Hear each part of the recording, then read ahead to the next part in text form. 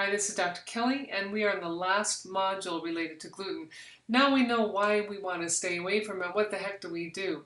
Well, the first most important thing to recognize is do not panic. I promise you, you can still be very happy. Your taste buds can be thrilled. And it is so much easier to do gluten-free living today than it was 10 years ago or even 5 years ago. So try it for 30 days and then bring it back into your world and see how you do. I find that well over 90% of the folks elect to stay off of it because they feel better in many different areas of their life.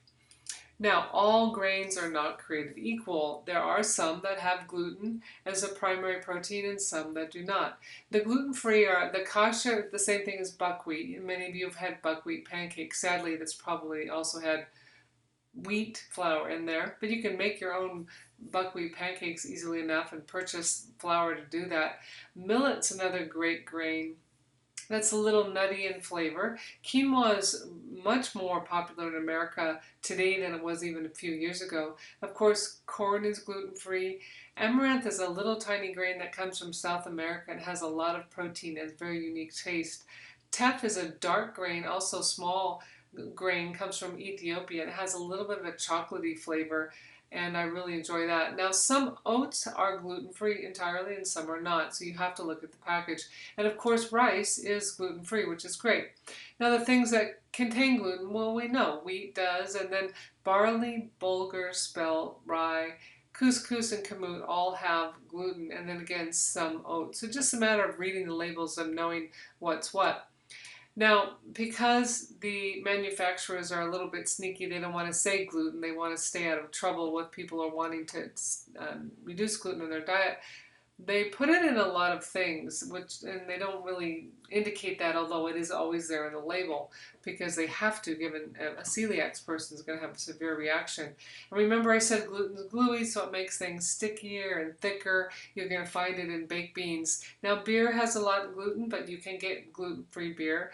Commercially made chocolate milk, it's a little thicker than you would normally be able to make at home. That has gluten in it. Cold cuts, energy bars, flavored coffees, gravy for the obvious reason.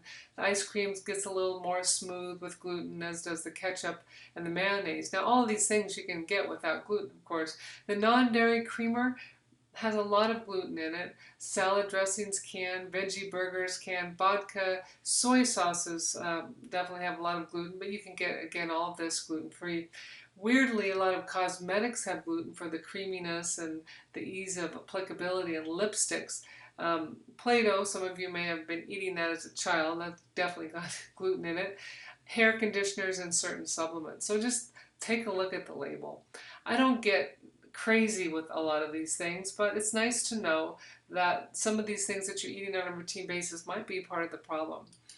And because food manufacturers don't want to bring a lot of attention to the gluten, they call it other things. You may see it called aminopeptide complex, caramel color. A lot of that comes from a particular grain with gluten.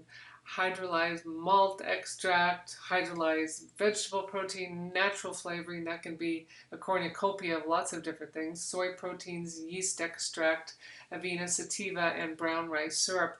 Those are also ways that food manufacturers put gluten in their food, but don't call it that. So let's talk about solutions for a moment. We're lucky in Spokane. There's a woman by the name of Amy Grady, and she has a website at mykitchentable.com with some fantastic gluten-free recipes. She makes an amazing artisan bread that looks just like French bread. It tastes just as good.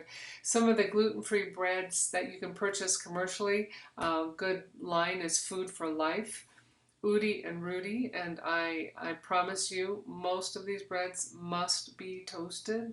Otherwise, they're not nearly as enjoyable. However, Amy's recipe does not need to be toasted. The other thing is you can buy the grains that I mentioned in that previous slide and make them in the morning for your family, and they can store in the refrigerator for a couple days. Super easy. You put water on the stove. I know a lot of people only use microwaves, but boil 2 cups of water, and then when it comes to a boil, stick the grain in. 1 cup, half as much water. When it starts to boil again, slow it down and simmer it covered for 20 or 30 minutes, depending upon the grain.